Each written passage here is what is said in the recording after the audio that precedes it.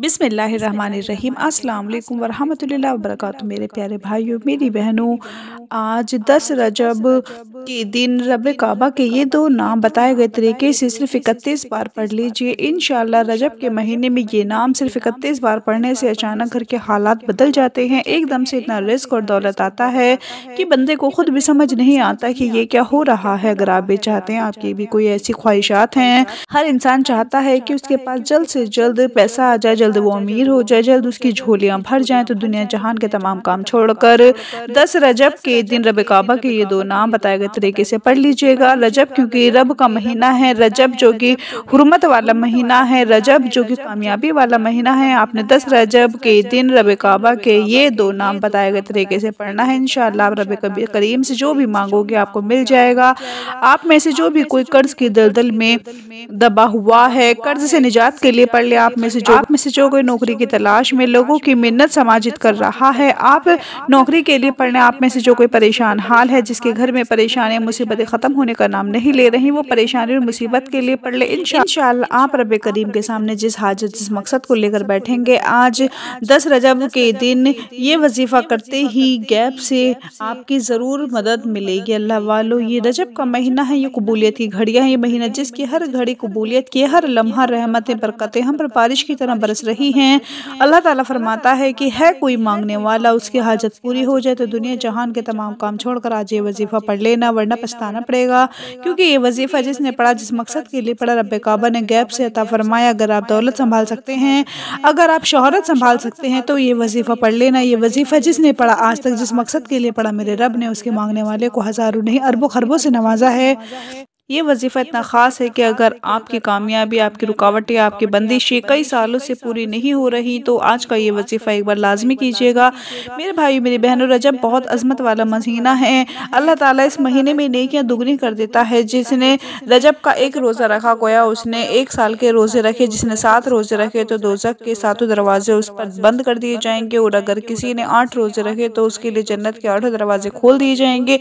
और जो 10 रोज़े रख ले तो अल्लाह अज़्ज़ व जल से जिस चीज़ को मांगे वो उसे अता करेगा। और जो बंदा रोजा रखे तो आसमान से एक आवाज़ आती है कि तुम्हारे पिछले गुनाह बख्श दिए जाएंगे, अपने नए अमाल दोबारा शुरू करो। जो इससे भी ज़्यादा रोजे रखे तो अल्लाह ताला उस पर मजीद करम फरमाएगा। और माह रजब ही में अल्लाह ताला ने नूह अलैहिस्सलाम को कश्ती में सवार कराया, तो नूह अलैहिस्सलाम ने खुद भी रोज़ा रखा और अपने हम नशीनों को भी रोज़ा रखने का हुक्म दिया। इस्लामी तालीमात के एतबार से महीनों की तादाद 12 है, जिनमें 4 महीने ज़िलक़ादा, ज़िलहज्जा, मुहर्रमुल हराम और रजबुल मुरज्जब है। इंतहा अदब और एहतराम और हुर्मत और अज़मत वाले हैं। रजब का महीना इस्लामी साल का 7वां महीना है। अहदीस मुबारका में इस मुक़द्दस महीने की बड़ी फजीलत बयान की गई है। जिस शख्स ने रजब की पहली रात अल्लाह रब्बुल इज़्ज़त की याद में जाकर गुजारी, उसका दिल उस वक्त तक ना मरेगा जिस वक्त तक सबके दिल मर जाएंगे। और अल्लाह ताला उसे बेशुमार नेकियां अता फरमाएगा और वो गुनाहों से इस तरह पाक हो जाएगा जैसे आज ही माँ के पेट से पैदा हुआ हो। और ये शख्स 70 अफराद की शफात करेगा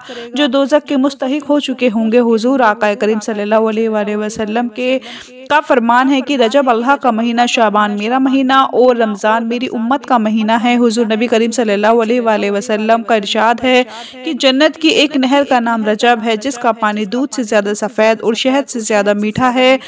और उस नहर का पानी अल्लाह ताला उन लोगों को पिलाएगा जिन्होंने रजब में कम से कम 1 रोज़ा रखा होगा। हज़रत मुक़ातिल रज़ियल्लाहु ताला अन्हु से रिवायत है कि उन्होंने कहा, काफ पहाड़ के पीछे सफ़ेदी और हमवार चांदी की तरह चमकदार ज़मीन है और जो ज़मीन से 7 गुना ज़्यादा बड़ी है। इसमें इस कदर बाकसरत फरिश्ते हैं, हत्ता कि सुई वहाँ गिरे तो सुई को वहाँ गिरने की जगह ना मिलेगी, क्योंकि फरिश्तों से तमाम ज़मीन भरी हुई है।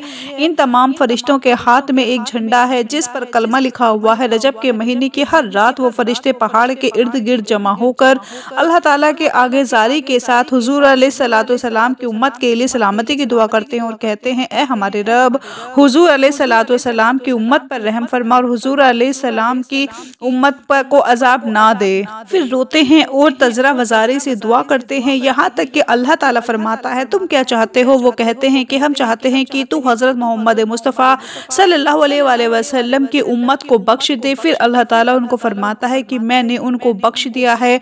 हज़रत सुबान रज़ियल्लाहु ताला अन्हु बयान करते हैं कि मैं नबी करीम सल्लल्लाहु अलैहि वसल्लम के हमराह एक कब्रिस्तान से गुजरा। आप कब्रिस्तान में खड़े होकर रोए और फिर दुआ की। मैंने रोने का सबब पूछा तो फरमाया कि यहाँ के मुर्दों पर अजाब हो रहा था, इसलिए मैंने दुआ की, अल्लाह ताला ने उनके अजाब में तखफीफ कर दी। फिर फरमाया कि अगर ये लोग रजब में एक दिन रोज़ा रखते और रात में ना सोते तो कब्र में इन पर अजाब ना होता। फिर फरमाया कि जो मुसलमान रजब में एक दिन रोज़ा रखे और एक रात जागे, अल्लाह ताला उसके नामाए आमाल में से 1 साल के रोज़ों और 1 साल की शब बेदारी का सवाब लिख देता है। वक्त की नज़ाकत को मद्देनजर रखते हुए आइए आज के इस अमल की तरफ चलते हैं। 10 रजब के दिन का वजीफा है। आज के दिन किसी भी दिन ये वजीफा पढ़ सकते हैं। पूरा दिन पूरी रात मौजूद है। जिसको जब वक्त मिले वजीफा पढ़ लेना। ये दिन हाथ से निकल गया तो पूरा साल दर दर की ठोकरें खाना पड़ेंगी, पूरा साल पछताना पड़ेगा। इससे बेहतर है कि आप ये वजीफा कर लें। 2 मिनट निकाल कर ये वजीफा पढ़ लिया जाए। मेरे भाई मेरी बहनों, अगर आप चाहते हैं कि आज आपकी तकदीर के फैसले हो जाएं, आप पर रब काबा की रहमत बरस पड़े, आप जिस चीज़ में हाथ डालें वो सोना हो जाए, तो ये वजीफा करने से आपको वो सब कुछ मिल जाएगा जिसको आप मांगोगे। आज 10 रजब के दिन तमाम बहनों भाइयों बुजुर्गों के लिए एक ऐसा खास वजीफा, एक ऐसा अमल आपके हवाले करने जा रही हूँ जिसको करने के बाद आपके नसीब बदल जाते हैं। आपके नसीब में लिखी रुकावटें बंदिशें ख़त्म हो जाती हैं। आपके नसीब में लिखी गुर्बत तंगदस्ती का खात्मा हो जाता है। 10 रजब के दिन जो बंदा ये 3 काम बताए गए तरीके के मुताबिक कर लेगा, रब ताला की कसम, रब के राजी होने की देर है। जिस बंदे से रब राजी हो जाता है उसे मांगना नहीं पड़ता, उसे मिल जाता है। जब रब की ज़ात राजी हो जाती है तो बिगड़े काम संवर जाते हैं, दुआएं कबूल हो जाती हैं, मुश्किलात ख़त्म हो जाती है, परेशानियों का खात्मा हो जाता है, ला इलाज बीमारियों का हल हो जाता है। अगर आप चाहते हैं कि आज आपकी तकदीर के फैसले हो जाएं, आप पर रहमतुल्लिल आलमीन की रहमत बरकतें बरस पड़ें, आप जिस चीज़ में हाथ डालें वो सोना हो जाए, सबसे पहला काम आपके हवाले करने जा रही हूँ जो हर हाजत को पूरा कर देगा, जो बंदिशों को तोड़ देगा। नामुमकिन हाजत हैं, सालों से ख्वाहिशात पूरी नहीं हो रही, सालों से मेहनत और मुशक्क़त के बावजूद कामयाबी आपका मुकद्दर नहीं हो रही, तो पहला वजीफ़ा कर लीजिए, क्योंकि आज वो 3 वजीफ़े ऐसे 3 मुजरब अमाल आपके हवाले करूँगी। जो बंदा ये अमाल कर लेगा इंशाअल्लाह वो उसकी हर परेशानी का हल हो जाएगा। तो पहला जो एक काम आपने करना है, तो पहले सलातुल हाजत के 2 नफिल हैं। ये पहला काम आपकी हाजत को पूरा करने के लिए, दुआओं की कबूलियत के लिए, रुकावट और बंदिशों के ख़ात्मों के लिए। जिस बंदे की ख्वाहिशात गुर्बत तंगदस्ती सालों से ख़त्म नहीं हो रही, वो एक काम कर ले, 2 रकात नफिल सलातुल हाजत के नमाज ज़हर के बाद और असर से पहले पढ़ना। आपको कबूलियत की घड़ियाँ भी खुद बता रही हूँ, रब से मांगने का वक्त भी मैं खुद बता रही हूँ कि वो वक्त नमाज ज़हर के बाद असर से पहले 2 रकात नमाज नफिल सलातुल हाजत पढ़ने के बाद बताए गए तरीके के मुताबिक बताए गए शर्तिया तौर पर कहती हूँ, रब की ज़ात उस बंदे से राज़ी हो जाएगी।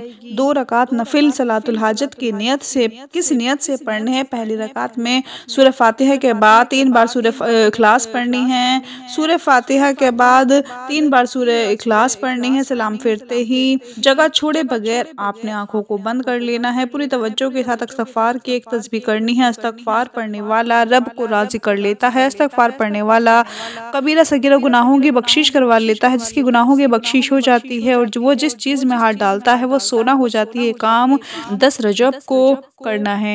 जिनकी दुआएं कबूल नहीं होती, जिनकी सालों से रुकावटें बंदिशें ख़त्म नहीं होती, वो बताए गए तरीके के मुताबिक 2 रकात नफिल सलातुल हाजत और इस्तग़फ़ार का ये जिक्र करे। अब दूसरा काम जिन लोगों ने करना है, जुमा के दिन इन खास कबूलियत की घड़ियों में दूसरा काम वो लोग करें जो किसी से अपने बात मनवाना चाहते हैं, यानी अपनी बेटियां अपने रिश्ता चाहती हैं, मनपसंद शादियाँ चाहती हैं, कहीं बेटी की बात चल रही है, आप चाहते हैं कि ये रिश्ता आप ही का हो जाए। अगर कोई दोस्त अहबाब रिश्तेदार कोई भी रुकावट कर रहा है, आप ये वजीफ़ा कर लीजिए, वो बंदा आपके हक़ में बैठ जाएगा, रिश्तों में आसानियाँ हो जाएंगी। इसी तरह कोई इंसान बेरोज़गार है, नौकरी की तलाश में है, नौकरी की बात चल रही है, आप चाहते हैं ये नौकरी आप ही को मिले। अगर दफ्तर में कोई मसला है, मियाँ बीवी में मोहब्बत की कमी है, मियाँ चाहता है कि बीवी इसके नक्शे कदम पर चले, इसी तरह अगर बीवी या कोई लड़की चाहती है कि उसका बंदा उसके हाथों में हो, उसके नक्शे कदम पर चले, उसकी हर बात माने, तो आप बावज़ू मुसल्ले पर बैठकर आपने सबसे पहले एक बार औज़ु बिल्लाहि मिनश शैतानिर रजीम पढ़ना है, एक बार बिस्मिल्लाहिर रहमानिर रहीम पढ़कर